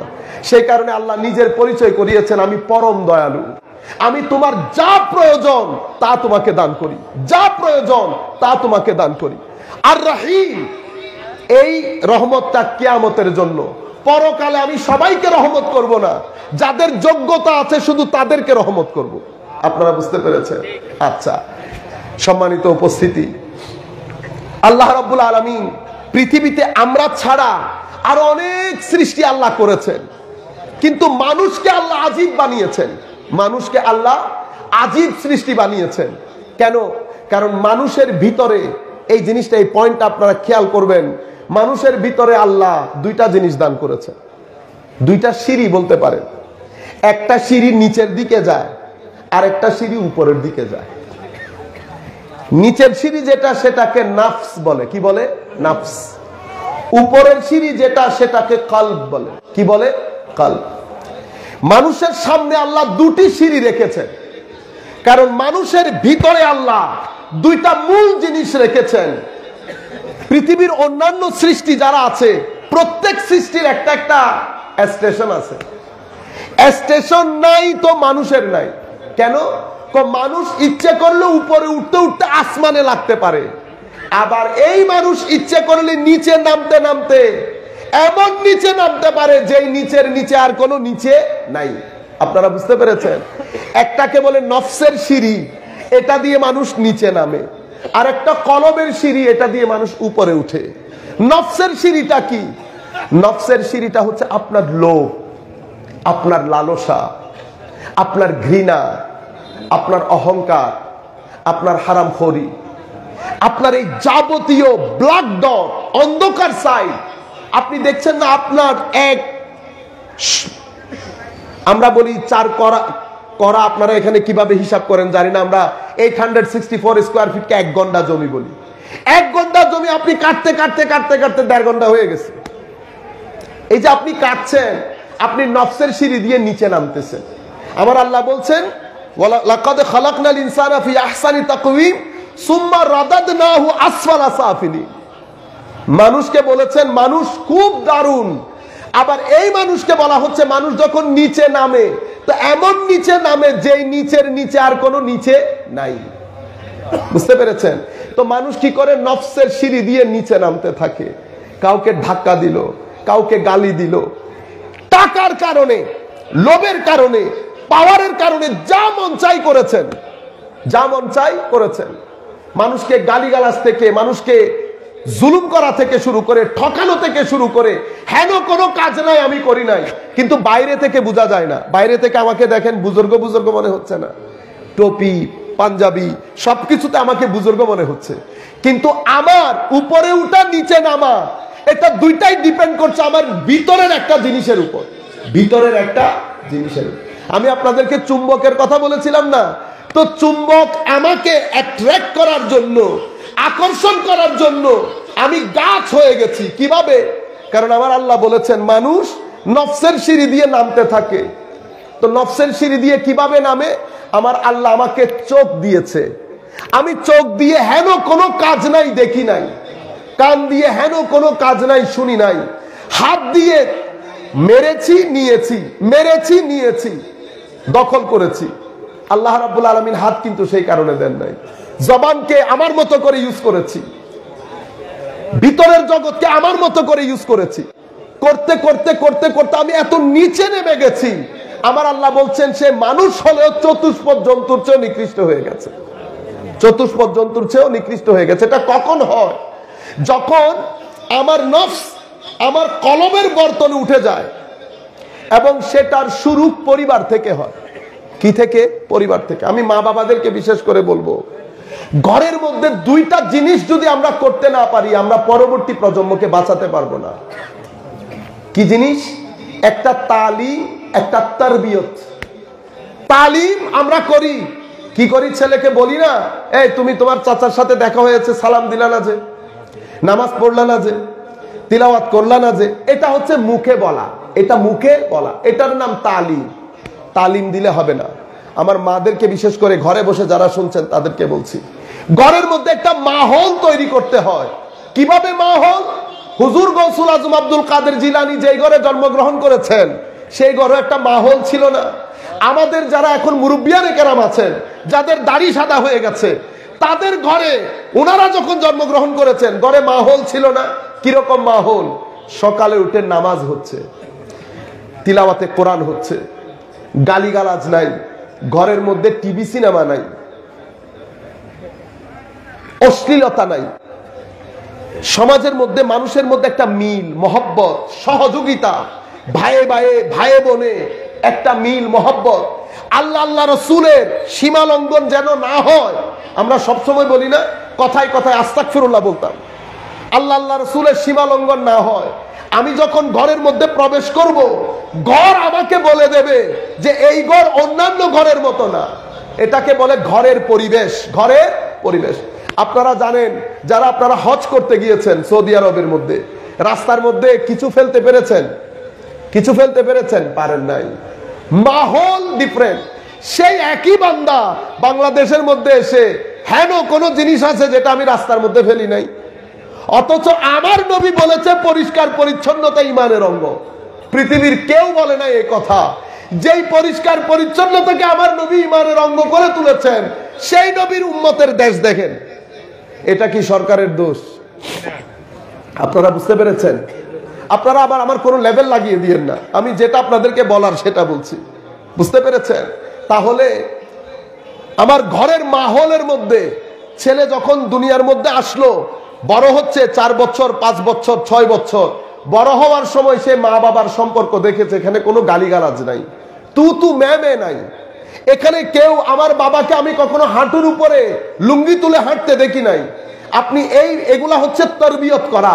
আপনি কোনো কিছু বলতে হচ্ছে না, অটোমেটিক্যালি একটা জিনিস আপনার সন্তানের ভিতরে ঢুকে যাচ্ছে, আপনি কোনো কিছু বলতে হবে না। আপনি সত্য কথার জন্য, মিথ্যা না বলার জন্য, নামাজের জন্য, তিলাওয়াতের জন্য, ছেলে যখন 7-8 বছরের হয়ে গেছে, আপনি ছেলেকে একটা মেসেজ দিয়ে দিয়েছেন যে আমার ঘরে থাকতে হলে নামাজ আদায় করতে হবে। নামাজ, ছেলে যেন ঘরের মধ্যে বসে বুঝতে পারে যে এই ঘরের মধ্যে নামাজ গুরুত্বপূর্ণ, এই ঘরের মধ্যে হায়া গুরুত্বপূর্ণ, এই ঘরের মধ্যে আখলাক গুরুত্বপূর্ণ। আমি যদি এটা করতে না পারি, এখন আমরা কি করেছি? আমরা যেটা করেছি, আমরা মাহৌলটা বরবাদ করে দিয়েছি। আমরা সকাল সন্ধ্যা যখন আপনি টিভি সিনেমা দেখবেন, এমন এমন সিন আমি যখন আমার সন্তানদেরকে নিয়ে দেখব, আমার হায়া নষ্ট হয়ে যাবে, আমার হায়া নষ্ট হয়ে যাবে।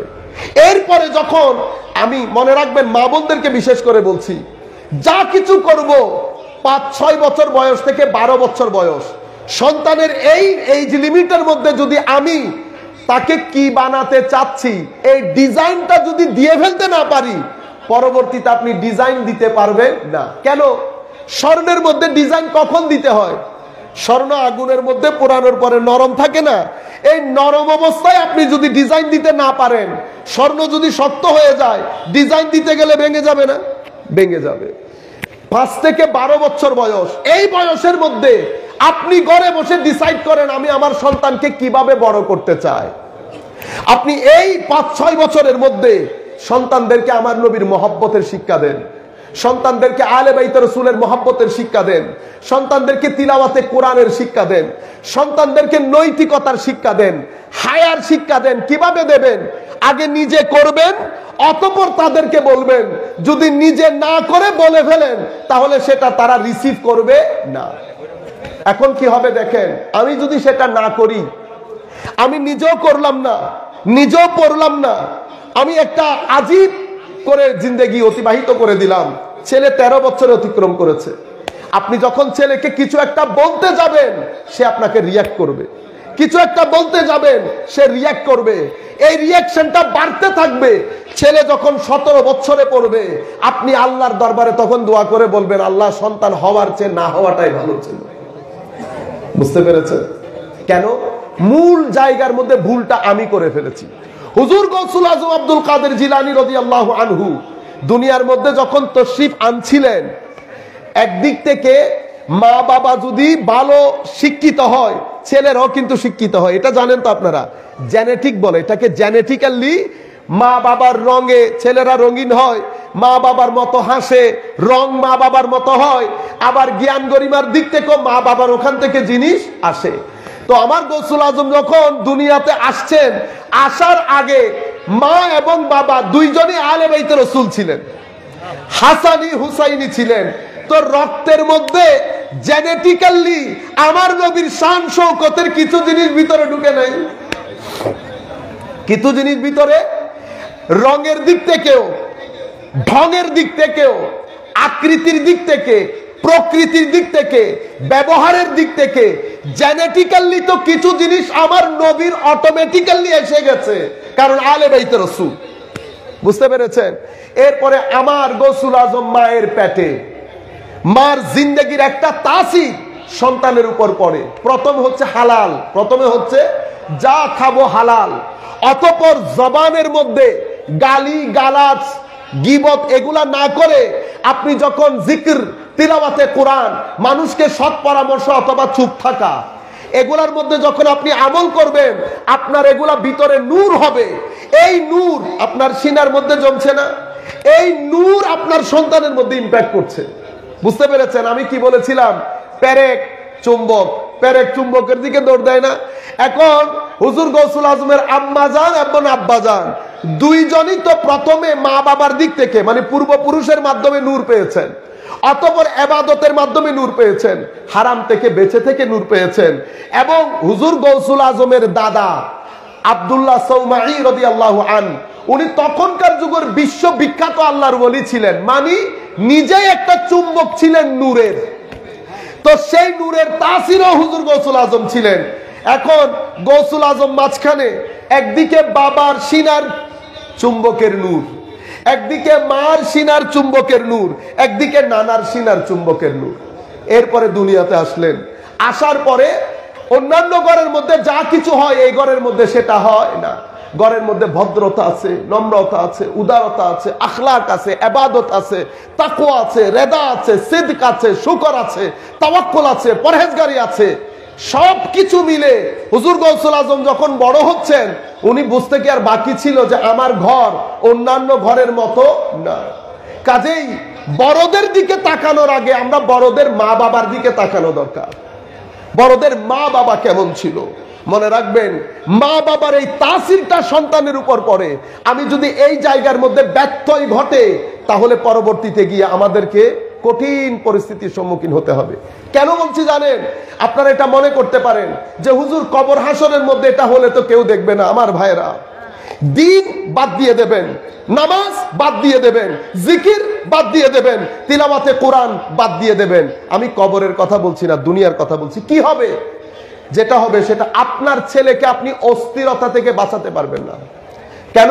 কারণ এগুলা বাদ দিলে অশ্লীলতা যেভাবে জেকে বসেছে, আমি আমার পরিবারকে অশ্লীলতা থেকে বাঁচাতে পারবো না। অশ্লীলতা মানুষকে অস্থির করে তুলে। ছেলে যখন অস্থির হবে, এই অস্থিরতা তাকে স্বাভাবিক জীবন যাপনে ব্যত্যয় ঘটাবে। সে স্বাভাবিক জীবন যাপন করতে পারবে না। ছেলে যখন স্বাভাবিক জীবন যাপন করতে পারবে না, মা বাবার জিন্দেগি কি আর জান্নাতি হবে? মা বাবার আর কোনো জীবন থাকবে? কোনো জীবন থাকবে না। কাজে আমি আপনাদেরকে বলবো, আপনারা মাথা থেকে এটা ভূতটা ফালিয়ে দেন। মৌলবী হুজুররা বলবে এটা মাথা থেকে ফালাই দেন। ধর্ম ছাড়া যদি সমাজকে স্থির করার কোনো সুযোগ থাকতো, তো ইউরোপ আমেরিকা স্থির হয়ে যেত না? স্থির হয়ে যেত না? আপনারা জানেন ইউরোপ আমেরিকার মানুষের চেয়ে আমাদের দেশের মানুষ অনেক সুখী। আমি ব্রিটিশ পুলিশে জব করেছি 1 বছর। সমাজকে খুব কাছ থেকে দেখার সুযোগ হয়েছে আমার। আমি দেখেছি টাকা আছে, পয়সা আছে, গাড়ি আছে, ঘর আছে, যেই জিনিসটা নাই সেটার নাম শান্তি। সেটার নাম কি? শান্তি। কেন? কারণ শান্তির সাথে আপনার কলমের সম্পর্ক, কলমের সাথে কলমওয়ালার সম্পর্ক। আপনি যদি কলমের সাথে কলমওয়ালার সম্পর্ক কেটে দেন, জিন্দেগি অতিবাহিত হয়ে যাবে আপনার ভিতরে, আপনি শান্তি পাবেন না। আফ্রিকার গভীর জঙ্গলে থাকা আমার ভাই পেটের খিদায় আত্মহত্যা করে না, কিন্তু ইউরোপ আমেরিকার লোক সেকেন্ডে সেকেন্ডে আত্মহত্যা করে। কিসের কারণে? অস্থিরতার কারণে। অস্থিরতার কারণে। কেন? কারণ আমরা আমার নবী ছেড়ে দিয়েছি, আমরা দিন ছেড়ে দিয়েছি। আধুনিকতার নাম দিয়ে, মডার্নাইজেশনের নাম দিয়ে আমাদের সমাজের মধ্যে হঠাৎ করে একটা পরিবর্তন। আমরা অতিমাত্রায় লোভী হয়ে গেছি, অতিমাত্রায় প্রতিযোগিতামূলক জীবন যাপনে অভ্যস্ত হয়ে গেছি। মনে রাখবেন, সমাজের মধ্যে যদি প্রতিযোগিতা আসে, সমাজ অস্থিরতার দিকে চলে যাবে। সমাজের মধ্যে যদি স্থিরতা চাই, সহযোগিতা লাগবে। সহযোগিতা কি? আমার কাছে আছে, আরেকজনের কাছে না, আমি তাকে সহযোগিতা করব। আমি তাকে সহযোগিতা করব, মুখের হাসি দিয়ে হলেও সহযোগিতা করব। ধর্ম সহযোগিতার কথা বলে, সহযোগিতার মধ্যে স্থিরতা আসে। আমি আপনাকে একটা এক্সাম্পল দেই। একটা মানুষ 10 বছর তাহাজ্জুদের নামাজ পড়েছে, আরেকটা ছেলে ঘুরে ঘুরে দেখে এলাকার মধ্যে কিছু মানুষ আপনার কাছ থেকে চাইতে পারে, কিছু মানুষ আপনার কাছ থেকে চাইতে পারে না। সমাজের মধ্যে সম্মানী মানুষ, কিন্তু টাকা পয়সা কম। 15,000 টাকা ইনকাম, 25,000 টাকা খরচ, মিল দিতে পারছে? বিছানার মধ্যে যখন পিঠ লাগে, অন্তরের মধ্যে ধক ধক করছে না যে টাকা কিভাবে ম্যানেজ করবে? তো আমরা যাদের এক্সট্রা আছে, তো সমাজের মধ্যে এক ছেলে কি করে, সে ঘুরে ঘুরে দেখে, ঘুরে ঘুরে দেখে। সে টার্গেট করেছে একজনকে, ওনাকে দেব। আপনি 10-15,000 টাকা নিয়ে রাতের অন্ধকারে জড়াই ধরলেন, উনি তো নিবেন না আপনার কাছ থেকে। আপনি জোর করে দিলেন, ভাইয়া আপনি জানেন, আমি জানি, আল্লাহ জানে, আর পৃথিবীর কেউ জানবে না। টাকাটা নিয়ে যখন ওই ব্যক্তি ঘরের সোফায় বসে আল্লাহর দরবারে হাত তুলবে, হবে কি জানেন? 10 বছর তাহাজ্জুদ পরে যত দূর আগাইতে পারবেন না, এই একজনের মুখের দুয়াতে আপনি 50 বছরের রাস্তা অতিক্রম করতে পারবেন। আপনি বুঝতে পেরেছেন? কিন্তু সেগুলো আমাদের এখান থেকে হারিয়ে যাচ্ছে। রমজানের মাস আসবে, আমি আপনাদেরকে তরবিয়তটা বলছি, তরবিয়ত যেটা আমাদের থেকে হারিয়ে যাচ্ছে। রমজানের মাস আমরা কি করি? আমরা ছেলেদেরকে তরবিয়ত দেই, রমজান আসছে, আসো বাজারের লিস্ট করি। বাজারের লিস্ট করা খারাপ কিছু না, অবশ্যই করব বাজারের লিস্ট, কিন্তু আসল রমজান যেই কারণে দেওয়া হয়েছে সেটা লিস্ট আগে হতে হবে না, কিচ্ছু করতে হবে না। আপনার ছেলেকে তারাবি পড়তে যাও, রোজা রাখো, কিছু বলতে হবে না। শুধু ছেলেকে নিয়ে 1 সপ্তাহ আগে একটা লিস্ট করে ঘরের মধ্যে আটকাই দিবেন। কি? আমরা ইফতার এতটা থেকে এতটা, সাহারি এতটা থেকে এতটা, তাহাজ্জুদ এতটা বাজে, কোরআনের তিলাওয়াত এতটা বাজে, নামাজ ওই মসজিদে যাব, এত রাকাত এভাবে পড়ব। আপনি এবং এই মাসে আমরা আমাদের সামর্থ্য অনুযায়ী এত টাকা আমাদের গরিব আত্মীয় স্বজনকে দেব। কিচ্ছু করতে হবে না, আপনি শুধু এটা লটকায় রাখেন। ছেলে সকাল বিকাল উঠে দেখবে এটা তার ভিতরে এমন ভাবে গেঁথে যাবে, তার মৃত্যুর আগ পর্যন্ত সেটা তাকে নাচাবে। সে স্থির থাকতে পারবে না, সেও তার জীবনে এটা বাস্তবায়ন করবে। এর পরবর্তীতে টাকা এক্সট্রা আছে, আপনি কি করলেন, গরিব আত্মীয় স্বজনের জন্য লিস্ট করে 7-8 দিন পর্যন্ত ছেলেকে এগুলার কাজে লাগালেন। বাজার থেকে গেলেন, কিনলেন, বাক্স করলেন, নাম লিস্ট করলেন, আত্মীয় স্বজনের কাছে বন্টন করলেন। অতঃপর ছেলেকে নিয়ে আল্লাহর দরবারে দোয়া করলেন, আল্লাহ আমাকে তুমি যে তৌফিক দিয়েছো আমার ছেলেটাকেও সেই তৌফিক দান করো। আপনি কিছুই বলতে হবে না। এই ছেলে যতদিন পৃথিবীতে বেঁচে থাকবে এই তরবিয়ত নিয়ে সে বাঁচবে, এটাকে তরবিয়ত বলে। মনে রাখবেন, এই কাজটা 5 থেকে 12 বছরের মধ্যে যদি আমি করতে না পারি, 5 থেকে 12 বছরের মধ্যে যদি আমি করতে না পারি তো কি হবে? মনে রাখবেন 13-14 বছরের মধ্যে থেকে ছেলে রিয়াক্ট করা শুরু করবে। 17-18 বছর হতে হতে আপনার জিন্দেগিকে জাহান্নাম করে দেবে আল্লাহ রাব্বুল আলামিন। সেই কারণে আমার নবী বলেছেন যে আমরা যেন আমাদের সন্তানদেরকে দ্বীন শিক্ষা দেই, কোরআন শিক্ষা দেই, আলে বাইত রাসূল, আশকে রাসূলের আদব শিক্ষা দেই। আমাদের মধ্যে এত ফিতনা ফাসাদ কেন দেখছেন? ফিতনা ফাসাদ দেখার মূল কারণ হচ্ছে পৃথিবী যখন ধর্ম ছেড়ে দিচ্ছে তখন মুসলমানরা ধর্মের দিকে ঝুঁকছে এবং পুরা পৃথিবীর মানুষের মধ্যে ইসলামের প্রতি একটা মহব্বত জন্মেছে। কেন? কারণ পৃথিবীর মানুষের মধ্যে অস্থিরতা আছে, আমাদের মধ্যে অস্থিরতা নাই। করোনার মধ্যে সবাই আত্মহত্যা করেছে, সব সোসাইটির লোক।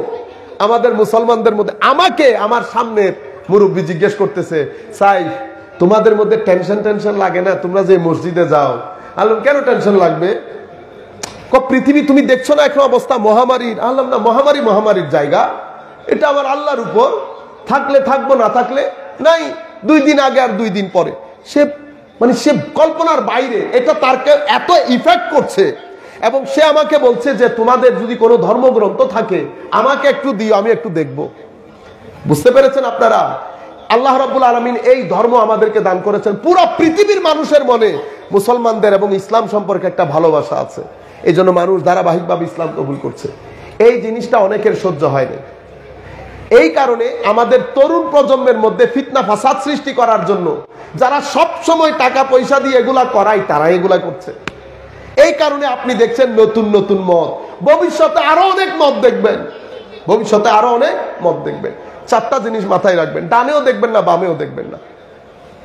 রাসূল করিম সাল্লাল্লাহু আলাইহি ওয়াসাল্লামের মহব্বত, আলে বাইত রাসূলের মহব্বত, সাহাবায়ে কেরামের আদব, নিসবতে আউলিয়া এবং মাযহাবের অনুসরণ, এগুলা করবেন। আর মনে রাখবেন ওয়াজ 2 ধরনের হয়। বক্তব্য কয় ধরনের? 2 ধরনের।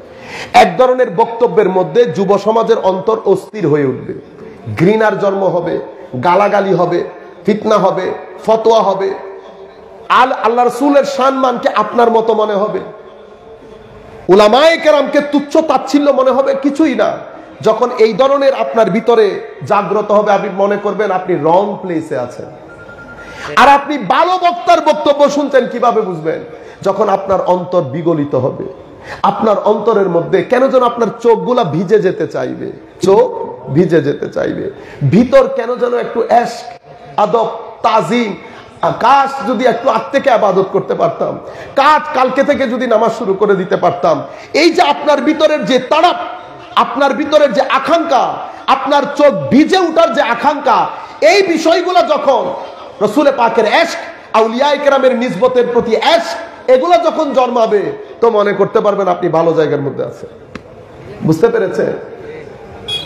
সমাজের মধ্যে ভবিষ্যতে আরো অনেক ফিতনা ফাসাদ দেখবেন। আমার নবী সাল্লাল্লাহু আলাইহি ওয়াসাল্লাম হাদিসে পাকের মধ্যে ইরশাদ করছেন, তোমরা যদি এই 15টা কাজ দেখো, কয়টা কাজ? 15টা কাজ যদি দেখো তো 15টা কাজ হলে আমার উম্মত কি থেকে বাঁচতে পারবে না? বালা মুসিবত থেকে লাখ চেষ্টা করলে আমার উম্মত নিজেদেরকে রক্ষা করতে পারবে না। কোন 5টা? হুজুর করিম সাল্লাল্লাহু আলাইহি ওয়াসাল্লামকে জিজ্ঞাসা করা হয়েছে, ফাকিলা ওয়া মা হুন্না ইয়া রাসূলুল্লাহ, সেগুলা কি? হুজুর করিম সাল্লাল্লাহু আলাইহি ওয়াসাল্লাম বলেছেন, যখন মানুষের আমানতকে কি করা হবে? মানুষের আমানতকে নিজের পকেটের পয়সা মনে করা হবে, এটা নিজের মনে করা হবে। ইজা কানাল মাগনামু দুয়ালা ওয়াল আমানাতু মাগনামা, আমি যখন রাষ্ট্রীয় সম্পদকে আমার টাকা মনে করব এবং মানুষ যে আমার কাছে আমানত রেখেছে সেটাকে নিজের মনে করে খেয়ে ফেলবো। বুঝতে পেরেছেন? জনসাধারণের সম্পদকে যখন আমি নিজের মনে করব, মানুষের আমানত যেটা আমার কাছে আছে, যেমন আমি এখানে একটা আমানত নিয়ে আসি নাই। আপনি যে আমাকে এখানে দাওয়াত করেছেন, কেন করেছেন? এই মাহফিলের পেছনে আপনারা টাকা খরচ করেছেন, সময় ব্যয় করেছেন। তো আমি যখন এখানে এসেছি আমার একটা আমানতদারি আছে না? আমি যদি সেই আমানতদারির খিয়ানত করি তাইলে আমি খিয়ানত করলাম না। আমানতদারি কি? আমানতদারি হচ্ছে যে উদ্দেশ্যে আমাকে ডাকা হয়েছে সেটা আমি আমার সামর্থ্য অনুযায়ী আপনার কাছে পৌঁছিয়ে দেওয়া, এটা আমার আমানত, এটা আমার আমানত। এরপরে হুজুর কারীম সাল্লাল্লাহু আলাইহি ওয়াসাল্লাম বলেছেন ওয়াজ যাকাতু মাগরামা, মানুষ যাকাত দিতে চাইবে না। যাকাতকে মানুষ ফাইন মনে করবে, ফাইন ফাইন ভারী হয়ে যাবে যাকাত। মানুষ ইনিয়ে বিনিয়ে, আমি তো অনেক হুজুরদেরকেও দেখেছি হিসাব করে, এটা এটা এটা এটা হয়ে গেলে এখানে তো মাইনাস হয়ে গেছে, মাইনাস হয়ে গেছে। সাধারণ মানুষের কথা বাদ দিলাম। ওয়াজ যাকাতু মাগরামা, যাকাত থেকে মানুষ বাঁচতে চেষ্টা করবে, যাকাতকে ফাইন মনে করবে। ওয়া আতাআর রাজুল যাওজাতাহু, যখন মানুষ ছেলে হায় হায় তার বউয়ের আনুগত্য করবে। কার আনুগত্য? বউয়ের আনুগত্য করবে। ওয়া আক্কা উম্মাহু, এবং মার সাথে বেয়াদবি করবে। এখানে আবার আপনারা রং মেসেজ নিয়েন না। বউয়ের যেমন হক আছে, মারও তেমন। মার কথা শুনে যেমন বউয়ের উপর জুলুম করা যাবে না, বউয়ের কথা শুনে তেমন মার উপর জুলুম করা যাবে না। ব্যালেন্স রক্ষা করবেন। আমরা পুরুষ মানুষ, আমরা দুই পক্ষের কথা শুনবো। যেগুলা বাইর করার সেগুলা বাইর করব, যেটা রাখার সেটা রাখবো। আপনারা বুঝতে পেরেছেন? ব্যালেন্সমেন্ট। আপনি কখনো এই ক্ষেত্রে আপনারা মাথায় রাখবেন যে আল্লাহ আল্লাহ রসুল রাজি হচ্ছে কিনা। আপনি যদি দুইজনকে রাজি করতে চান পারবেন না। আপনি শুধু মাথায় রাখবেন আল্লাহ আল্লাহ রসুল কি বলে গেছেন সেটা করা, তাহলে আপনি সাকসেসফুল হবেন। এই গৌরব ধান্দা থেকে বের হতে পারবেন না। অনেক ছেলে হার্ট অ্যাটাক করে, অনেক ছেলে হার্টের রোগী হয়ে যায়। ঘরের মধ্যে স্ত্রী এবং মাও বুঝতে চায় না, স্ত্রীও বুঝতে চায় না। তাহলে আমরা কি করবো? এগুলাকে আপনারা টেনশন হিসেবে নিয়েন না। মনে রাখবেন আমাদের টার্গেট আখিরাত। এগুলা দুনিয়াদারি। এই দুনিয়ার মধ্যে অনেক কিছু হবে, এটা আপনি যদি ভিতরে ঢুকিয়ে ফেলেন জিন্দেগি করতে পারবেন না। কি করবেন? কান পর্যন্ত রাখবেন এবং আল্লাহ আল্লাহ রসুল ওনার হক যতটুকুন বলেছেন ততটুকুন আদায় করব, মার হক যতটুকুন বলেছেন ততটুকুন আদায় করব। এরপরে কি বলেছে? ওয়া আক্কা উম্মাহু ওয়া বাররা সাদিকাহু ওয়া জাফা আবাহু। হায় হায় হায়, বন্ধুর সাথে সারা দিন ঘুরবে, বৃদ্ধ বাবার জন্য 2 মিনিটের সময় থাকবে না। আমার ভাইরা, বাবারা যখন রিটায়ারমেন্ট হয়ে যায়, আমি সমস্ত যারা আমার বয়সী আছেন তাদেরকে বলবো, বেটা একটা নির্দিষ্ট সময় বাবার জন্য রেখে দেবেন। কেন? মারা বিভিন্নভাবে নিজের একাকিত্ব ঘুচিয়ে নেয় মেয়েদের সাথে বা অন্যান্য ভাবে, বাবারা সেটা ম্যানেজ করতে পারে না। সুতরাং বাবার সাথে সময় দিবেন, 1 ঘন্টা 2 ঘন্টা সময় দিবেন। রয়ে গেল বন্ধু। যে বন্ধুর জন্য আপনি এত পাগলামি করছেন, আপনি জানেন কি হবে? আপনি মারা যাওয়ার পর 4th দিন আমরা একটা খাওয়া দাওয়ার অনুষ্ঠান করি না? সেই খাওয়া দাওয়ার অনুষ্ঠানে আপনার এই বন্ধুরা হাসি মুখে খাদ্য গ্রহণ করবে, হাসি মুখে ওই মজলিস থেকে বের হবে। বুঝতে পেরেছেন? কাজে আসল জায়গা খুঁজে নেই। আমার নবী সাল্লাল্লাহু আলাইহি ওয়াসাল্লাম বলেছেন, বন্ধুদের জন্য অনেক সময় থাকবে, নিজের বাবার জন্য সময় থাকবে না। এরপরে আমার নবী সাল্লাল্লাহু আলাইহি ওয়াসাল্লাম বলেছেন, ওয়ারতাফাতিল আসওয়াতু ফিল মাসাজিদ, মসজিদের মধ্যে উচ্চ স্বরে মানুষ কথা, মানে মসজিদের মধ্যে মারামারি ফিতনা ফাসাদ জন্ম নেবে। মানুষ কেউ কাউকে মানবে না, একদিক থেকে এ বলে উঠবে, একদিক থেকে ও বলে উঠবে। মসজিদের মধ্যে আওয়াজ বুলন্দ হবে।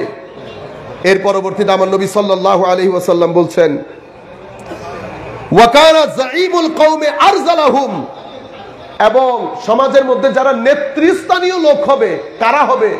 যারা সমাজের সবচেয়ে খারাপ লোক, তারাই যোগ্যতার চেয়ারে বসবে। এর পরবর্তীতে আমার নবী সাল্লাল্লাহু আলাইহি ওয়াসাল্লাম বলছেন, ওয়া উকরিমার রাজুলু মাখাফাতা শাররিহি, মানুষকে সম্মান করা হবে, যদি সম্মান না করি সে আবার আমারে কোন ফান্দের মধ্যে ফেলে দেয়, কোন ফান্দের মধ্যে ফেলে দেয়। তার কাছ থেকে আমি ক্ষতির আশঙ্কা করছি, এই ক্ষতির আশঙ্কা করার কারণে আমি তাকে সম্মান করছি। হুজুর কারীম সাল্লাল্লাহু আলাইহি ওয়াসাল্লাম ইরশাদ করছেন, ওয়াশুরিবাতিল খুমুর, মানুষ বিভিন্ন নামে মদ পান করবে, গান বাজনা বিভিন্ন নাম দিয়ে এগুলার আয়োজন হবে। আমার নবী সাল্লাল্লাহু আলাইহি ওয়াসাল্লাম বলছেন, যখন অতিমাত্রায় এই কাজগুলা হবে তখন আপনি বুঝতে পারবেন আমার উম্মতকে বালা মুসিবত আমার উম্মত বাঁচতে পারবে না। কোরআনের আপনি যদি আমাকে একেবারে শুরু থেকে শেষ পর্যন্ত আপনি যদি বলেন হুজুর কোরআনের শিক্ষাটাকে আপনি আমাকে 2-3 লাইনের মধ্যে বলেন, আমি আপনাকে 4 লাইনের মধ্যে কোরআনের শিক্ষা বলি। আল্লাহ যেটা বলেছেন একেবারে শুরু থেকে শেষ পর্যন্ত পুরা কোরআনের শিক্ষার ফিগার আউট যদি করি, কোরআনের শিক্ষা হচ্ছে আল্লাহ ছাড়া কারো ইবাদত করব না, নাম্বার 1। নাম্বার 2 হচ্ছে আল্লাহর ইবাদতের পরে যার সম্মানের প্রতি আমি সর্বোচ্চ নজর দেব সেটা হচ্ছে মা বাবা, সেটা হচ্ছে মা বাবা। কিরকম সম্মান করতে হবে? উফ শব্দ বের না হয় মতো সে আন্দাজে সম্মান করতে হবে, নাম্বার 2। নাম্বার 3, সমাজের মধ্যে গরিব আত্মীয় স্বজন, পাড়া প্রতিবেশী, তাদেরকে কষ্ট না দেওয়া, তাদেরকে সহযোগিতা করা, নাম্বার 3। নাম্বার 4 হচ্ছে কোন অসহায় গরিব মানুষের সম্পদ অন্যায়ভাবে গ্রহণ না করা, 4 নাম্বার। 5 নাম্বার কি?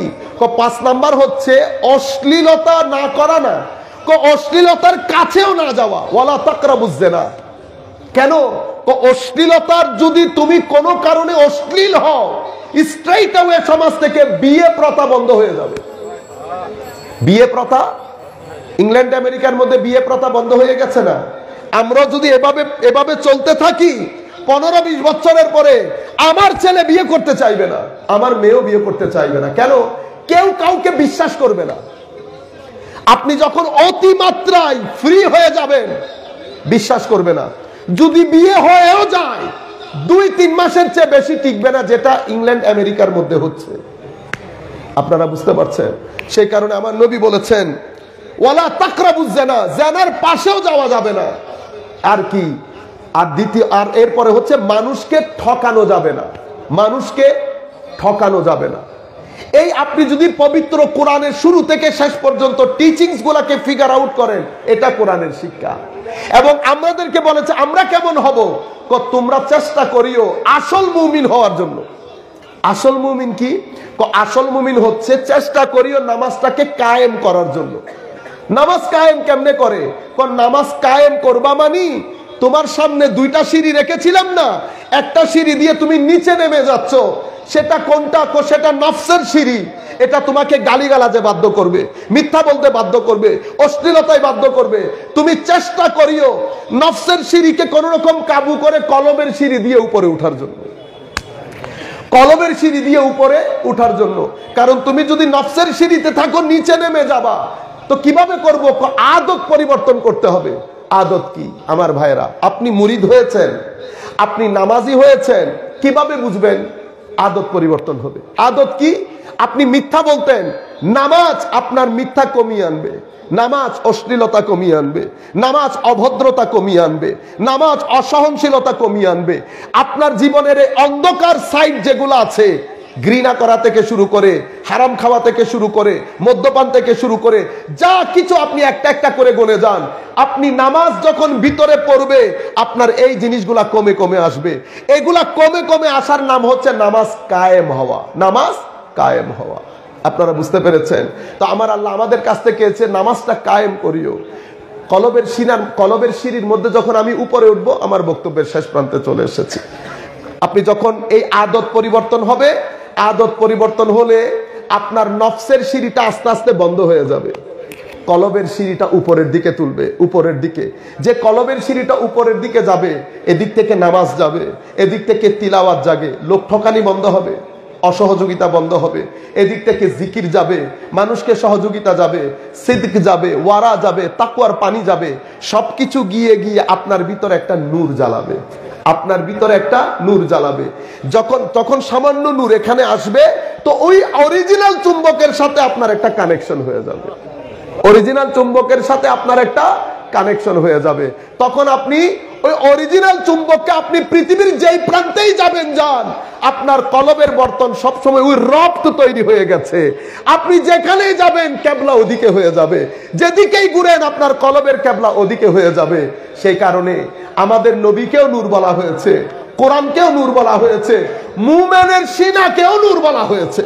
আফামান শারাহাল্লাহু সাদরাহু লিল ইসলামে ফাহু আলা নূরিম মির রাব্বে।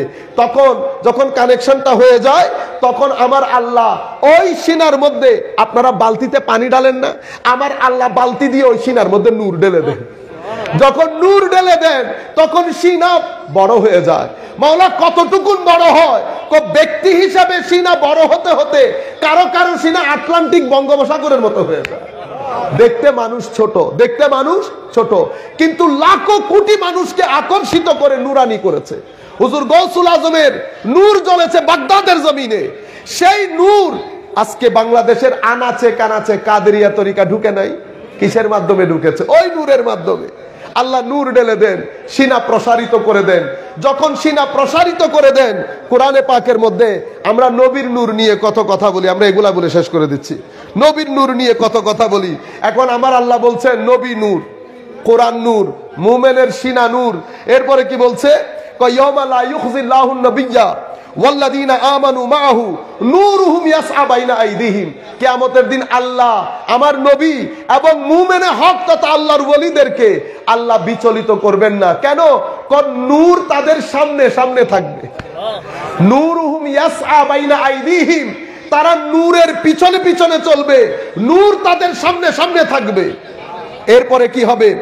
ইয়াউমা তারাল মুমিনিন ওয়াল মুমিনাত ইয়াসআ নূরুহুম ইয়াসআ নূরুহুম বাইনা আইদিহিম ইয়াসআ নূরুহুম বাইনা আইদিহিম। কিয়ামতের দিন দেখবা আল্লাহর ওলি পুরুষ নারী যারাই আছে তাদের সামনে নূর যাচ্ছে। আপনি একটা নূর নিতে পারছেন না। মুমিনরা কিয়ামতের ময়দানে হাঁটছে, আগে পিছে নূর। মুমিনের সিনা নূর, নবী নূর, কোরআন নূর। এরপরে আল্লাহ বলছেন ওয়াল্লাযীনা আমানু বিল্লাহি ওয়া রুসুলিহি উলাইকা হুমুস সিদ্দিকুনা ওয়াশ শুহাদাউ ইনদা রাব্বিহিম লাহুম আজরুহুম ওয়া নূরুহুম।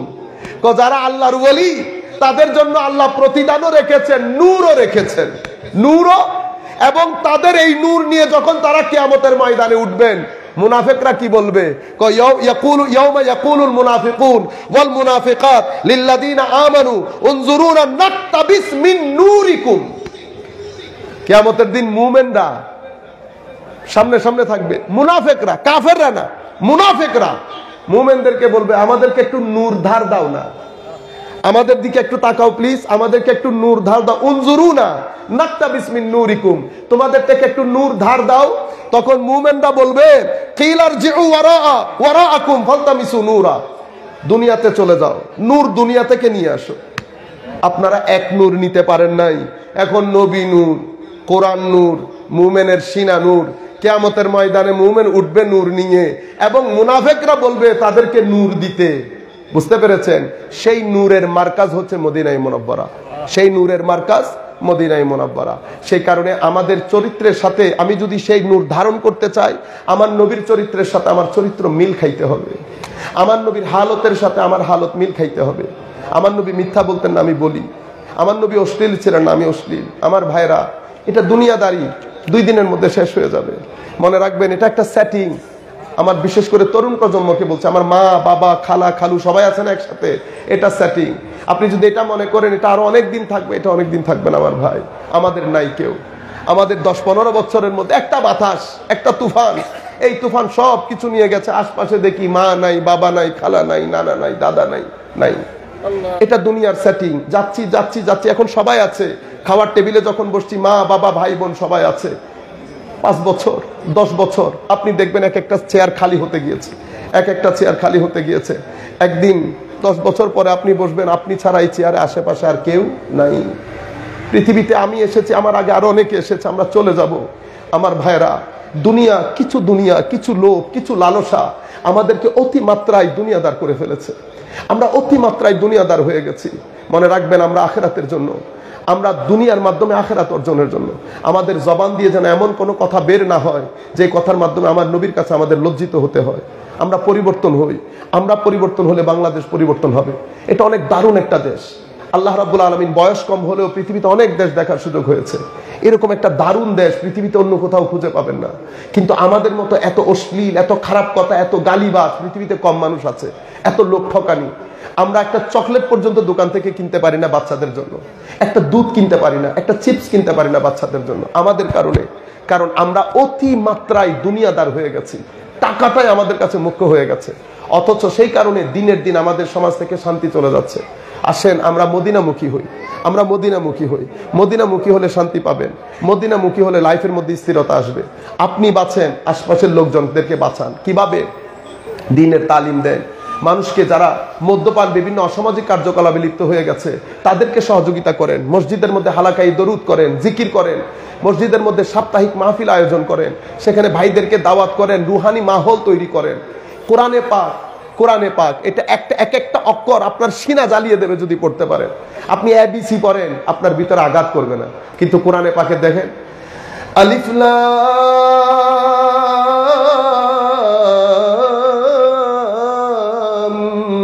মিম, আল্লাহু আকবার, ইয়াসিন,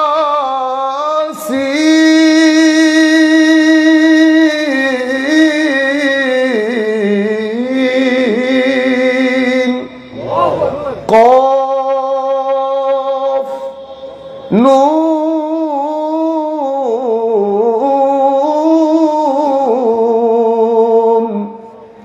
কাফ হা ইয়া আইন সাদ। কোরআন পড়ি নাই কিন্তু অক্ষর পড়েছে। আপনি পৃথিবীর সমস্ত ভাষার অক্ষর পড়েন, ABCD সরো সারিয়া পড়েন, ইম্প্যাক্ট করবে না। এটা কালাম ইলাহি, এটা আপনার ভিতর জগৎকে নাড়িয়ে দেবে। আসেন আমরা পরিবর্তন হই, আমরা পরিবর্তন হই, দারুণ একটা দেশ হবে। আমরা আর কথা না বাড়িয়ে আমাদের বক্তব্য আমরা এখানে শেষ করছি। ওয়া আখির দাওয়ানা আলহামদুলিল্লাহি রাব্বিল আলামিন। আসসালামু আলাইকুম ওয়া রাহমাতুল্লাহি তাআলা ওয়া বারাকাতুহু। আলহামদুলিল্লাহ, আমাদের প্রিয় শাইখ ডক্টর সাইফুল আজম মাহবুব আল আজহারি